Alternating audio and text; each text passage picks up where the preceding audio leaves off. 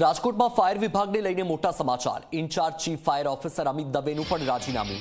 વર્ગ 3ના અમિત દવે સંભાળી રહ્યા હતા સીએફઓ તરીકે જવાબદારી। અમિત દવેએ જવાબદારીમાંથી મુક્તિ માંગી હતી। આખરે અમિત દવેએ મ્યુનિસિપલ કમિશનરને રાજીનામું આપ્યું। વર્કલોડ ઘણો બધો વધારે છે। તણાવ તો બધા અમારા જેટલા કર્મચારીઓ નોકરી કરે છે એમાં થોડો તણાવ તો રહે જ છે, કારણ કે વર્કલોડ બહુ જ છે। રાજકોટની અંદર જોઈએ તો રાજકોટમાં હાલ કેટલા ફાયર સ્ટેશન છે ને કેટલા હોવા જોઈએ, વર્કલોડની વાત છે તો આને લઈને શું કહેશો? ફાયર સ્ટેશન અત્યારે હાલમાં આપણા રાજકોટ મહાનગરપાલિકાના 7 ફાયર સ્ટેશન છે અને એક ઈઆરસી સેન્ટર છે, જે ઈઆરસી સેન્ટર પણ એક ફાયર સ્ટેશન જ છે અને ગાંધીનગરથી ગ્રાન્ટેડ છે અને સંચાલન તેનું અહીંયા આપણા કોર્પોરેશન દ્વારા થાય છે। એટલે આમ જુઓ તો આપણે 8 ફાયર સ્ટેશન ગણી શકીએ અને જે વોર્ડ વાઇઝ ખરેખર ફાયર સ્ટેશન હોવા જોઈએ તો એ થોડા સ્ટેશનો ઓછા છે, એટલે એના માટે પણ આપણી જે અધિકારીઓની ટીમ છે એ જુદા જુદા વોર્ડમાં સર્વે કરી અને ઝડપથી ફાયર સ્ટેશન બનાવવા માટેની કાર્યવાહી હાથ ધરેલી છે। સ્ટાફમાં અત્યારે કેટલી ખર્ચ છે? સ્ટાફમાં અત્યારે આમ જુઓ તો લગભગ જે કાંઈ મંજૂરી મળેલી હતી ફાયર ઓપરેટર થોડી ઘટ જોવા મળે છે। અંદાજે મારા અંદાજે લગભગ 25 થી 30% જેવી ઘટ છે। બીજી બાજુ સાહેબ, જે રીતની નવી બિલ્ડિંગો બને છે, ફાયર ઇક્વિપમેન્ટમાં ક્યારેક ઘટ હોય ને એના લીધે પણ ઇસ્યુ થતા હોય એવું બને બિલ્ડિંગો બનતી હોય છે એ તો બધા નવા કન્સ્ટ્રક્શન હોય છે, એટલે એવી ઘટના બને તો ઇક્વિપમેન્ટ આપણી પાસે કઈ પ્રકારના હોય છે એમાં તકલીફ પડે એવું પણ? ઇક્વિપમેન્ટની ખરીદી પણ અમારે અત્યારે હાલમાં પ્રોસેસમાં જ છે, એટલે એ પણ અમે જે કાંઈ ફાઇલની પ્રોસેસ અથવા ગ્રાન્ટ કે વોટેવર જે કાંઈ છે એ ફાયર સેફ્ટીના સાધનોની રિક્વાયરમેન્ટ પણ છે, એટલે એ પણ અમે ફાઇલ ઉપર મુવમેન્ટ। ખાસ કરીને કોઈ રાજકીય દબાવ, કારણ કે આપણે ઇન્ચાર્જ ચીફ ફાયર ઓફિસરનો ચાર્જ લીધો, ત્યારબાદ કોઈ રાજકીય દબાણ આવ્યું અથવા એનઓસી ઇસ્યુ કરવામાં પ્રશ્નો થતા હોય, શું માનો છો સાહેબ, આ કોઈ કારણથી રાજીનામું આપ્યું છે? ના, રાજીનામું આપવાનું કારણ કોઈ પોલિટિકલ કે પ્રેશર કે બરાબર અને ફેમિલીનું જે મારે જોવાનું છે એના લીધે મેં રાજીનામું આપ્યું છે। સાહેબ, તમે જવાબદારી સ્વીકારી ટૂંક જ સમય થયો, નવરાત્રી અને દિવાળી જેવા મહત્વનો તહેવાર છે, ઇન્ચાર્જ ચીફ ફાયર ઓફિસરની જગ્યા હવે ખાલી રહેશે કારણ કે તમે હવે રાજીનામું આપ્યું છે તો? ના, ઇન્ચાર્જ ચીફ ફાયર ઓફિસર તરીકે ગાંધીનગર અને અહીંયા કમિશનર સાહેબને બી રજૂઆત કરેલી છે, એટલે એના માટે કોઈ ઓફિસરની વ્યવસ્થા અથવા તો જે ઓફિસરને ચાર્જ આપશે તો એ આવશે તો હું પછી એમને સુપ્રત કરી દઈશ ચાર્જ સુધી। તો તમે છો ને? એટલે અત્યારે હું છું તો ખરા જ, બરાબર, 3 મહિનાનો નોટિસ પીરિયડને એ પણ હું ભરીને પછી રિલીવ થઈશ પણ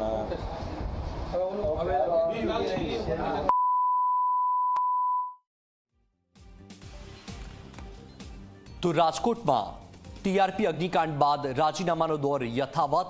in charge chief fire officer Amit દવેએ પણ રાજીનામું આપી દીધું છે। વર્ગ 3ના અમિત દવે સીએફઓ તરીકે જવાબદારી સંભાળી રહ્યા હતા। હવે આખરે તેમણે રાજીનામું આપી દીધું છે। અમિત દવેએ જવાબદારીમાંથી મુક્તિ માંગી હતી। જ્યાં એક તરફ રાજકોટમાં રાજીનામાનો દોર યથાવત છે, ત્યાં ફાયર ઓફિસર તરીકે કોઈ ચાર્જ સંભાળવા માટે તૈયાર નથી। રાજકોટ ફાયર વિભાગને લઈને આ સૌથી મોટા સમાચાર। અમિત દવે કે જે ચાર્જ સંભાળી રહ્યા હતા ઇન્ચાર્જ ચીફ ફાયર ઓફિસર તરીકે, તેમણે પણ રાજીનામું સોંપી દીધું છે। વર્ગ 3ના અમિત દવે સીએફઓ તરીકે જવાબદારી સંભાળી રહ્યા હતા। તેમણે આ જવાબદારીમાંથી મુક્તિ પણ માંગી હતી, પરંતુ તેમને આ જવાબદારીમાંથી મુક્તિ ન મળતા તેમણે આખરે રાજીનામું આપી દીધું છે। પારિવારિક કારણોથી રાજીનામું આપ્યું હોવાનું કારણ આપ્યું છે। તો જે રીતે રાજકોટમાં અગ્નિકાંડ સર્જાયો હતો ટીઆરપી ગેમ ઝોનમાં અને લોકો ત્યાં જીવતા ભડથું થયા હતા અને ત્યારબાદથી કાર્યવાહીનો દોર પણ યથાવત છે અને કાર્યવાહીની વચ્ચે રાજીનામાનો દોર પણ યથાવત છે।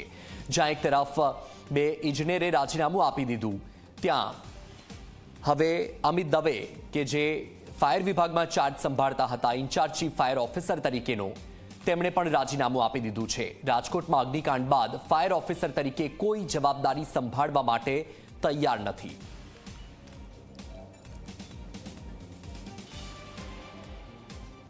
સર,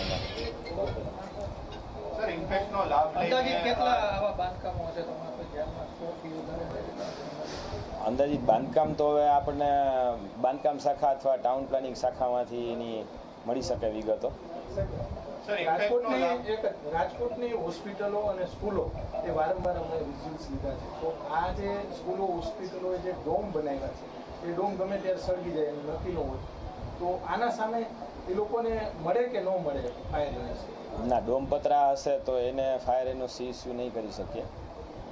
સર ઇમ્પેક્ટનો લાભ લઈને ઇમ્પેક્ટમાં કોઈ મંજૂરી લીધી હોય ડોમની, પતરાના ડોમની, તો એ માન્ય છે કે એને ફાયર એનઓસી ન આપી શકે? ડોમપતરામાં જો એ લોકોએ પેલી જે તે વખતે પ્લાન મંજૂર કરાવેલો હશે તો એવા લોકોને એનઓસી ભૂતકાળમાં અમારા ચીફ ફાયર ઓફિસર હતા એમણે ઇસ્યુ કરેલી છે. એટલે મંજૂર પ્લાન હોય અને એમાં હશે અને એ પણ જો સેફ હશે અને ફાયર રિલેટેડ અમને કોઈ રિસ્ક નહીં દેખાતું હોય તો એમને જે તે વખતે ફાયર એનઓસી ઇસ્યુ કરેલી હશે. બાકી મારા લેવલથી તો હું અત્યારે જે ચાર્જમાં છું તો મેં એનઓસી ટાઈપની ઇસ્યુ કરેલી નથી. સામાન્ય રીતે ફાયરના જે નિયમો તમે કહો છો પ્લાનની અંદર, તો પ્લાનની અંદર તો એ જ મંજૂર છે, તમે પાકું જણતું હોય તો આ પતરાના જે ડોમ છે એ પ્લાનની અંદર મંજૂર કરવામાં આવતો નથી. એટલે હવે એ પ્લાનિંગ ટાઉન પ્લાનિંગ ડિપાર્ટમેન્ટ અને એમને જો મંજૂરી આપેલી હોય તો એ એના લેવલથી ફાયર એનઓસી આપીએ એને મંજૂરી આપીએ. મંજૂર પ્લાન હોય, જો મંજૂર પ્લાન હોય તો અમે એનઓસી કદાચ ભૂતકાળના અમારા ચીફ ફાયર ઓફિસર છે તો એમણે આપેલી હશે. નવરાત્રી એક જ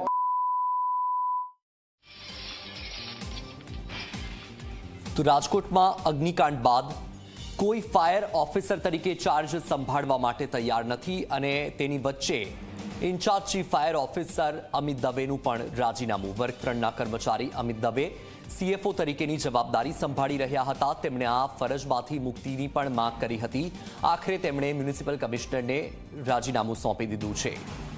મેં કોઈ રાજકીય દબાણને કારણે રાજીનામું નથી આપ્યું તેવું પણ તેમણે કહ્યું છે.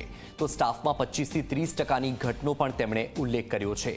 તો રાજકોટ આરએમસીના ઇન્ચાર્જ સીએફઓ અમિત દવેનું રાજીનામું. ઇન્ચાર્જ ચીફ ફાયર ઓફિસર તરીકે અમિત દવે જવાબદારી નિભાવી રહ્યા હતા. વર્કલોડ વધુ હોવાના કારણે તણાવ રહેતો હોવાનું કારણ આપ્યું છે. તો ફાયર બ્રિગેડમાં સ્ટાફની અછત હોવાના કારણે તકલીફ પડતી હોવાની પણ તેમણે વાત કરી છે. ફાયર સેફટીના સાધનોની ઘટ હોવાની પણ વાત કરી છે. તો મેં કોઈ રાજકીય દબાણને કારણે રાજીનામું નથી આપ્યું, આ પ્રકારનું કારણ અમિત દવેએ જણાવ્યું છે. તો વર્ગ 3ના અમિત દવે કે જે ઇન્ચાર્જ સીએફઓ તરીકેની જવાબદારી સંભાળી રહ્યા હતા તેમણે આ જવાબદારીમાંથી મુક્તિ પણ માંગી હતી, પરંતુ આખરે તેમણે આ મ્યુનિસિપલ કમિશનરને રાજીનામું સોંપી દીધું છે. રાજકોટમાં ટીઆરપી ગેમ ઝોનમાં અગ્નિકાંડ સર્જાયો અને ત્યારબાદથી ફાયર વિભાગના ઓફિસર તરીકે કોઈ પણ જવાબદારી સ્વીકારવા માટે તૈયાર નથી. તો વર્ગ 3ના કર્મચારી અમિત દવે આ જવાબદારી સંભાળી રહ્યા હતા ઇન્ચાર્જ ચીફ ફાયર ઓફિસર તરીકે અને હવે તેમણે પણ રાજીનામું આપી દીધું છે. એક તરફ જ્યાં ટીપી શાખાના 2 એન્જિનિયરે પણ રાજીનામું આપી દીધું છે અને બીજી તરફ હવે ફાયર ચીફ ઓફિસર તરીકે ઇન્ચાર્જ ફાયર ચીફ ઓફિસર તરીકે જવાબદારી નિભાવી રહ્યા હતા